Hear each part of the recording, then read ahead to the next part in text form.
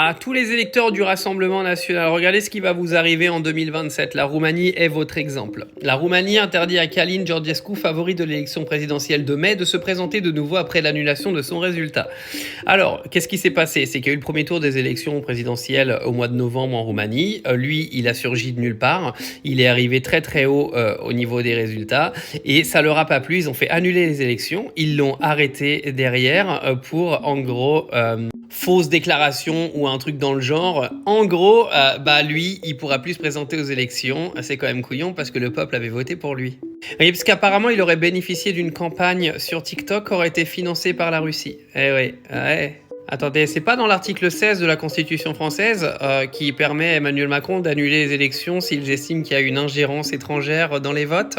Oui, parce que je tiens quand même à rappeler à tous les électeurs du Rassemblement national qu'Emmanuel Macron considère que votre parti est financé par la Russie et que Marine Le Pen est le toutou de Vladimir Poutine. Ce ne sont pas mes déclarations, ce sont celles d'Emmanuel Macron sur les derniers débats des élections présidentielles.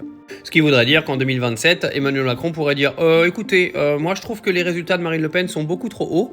Nous devrions réfléchir à une ingérence de la Russie dans l'élection de Marine Le Pen. Ah bah préparez-vous parce que c'est ce qu'ils viennent de faire en Roumanie. Et ils ont annulé en fait les résultats et lui il peut plus se présenter.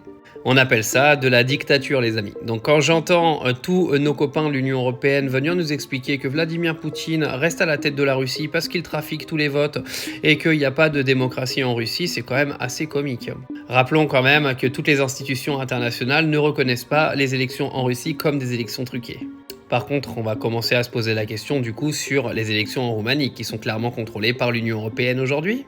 Vous voulez continuer dans ce chemin-là? On va en reparler de la dictature dans pas longtemps.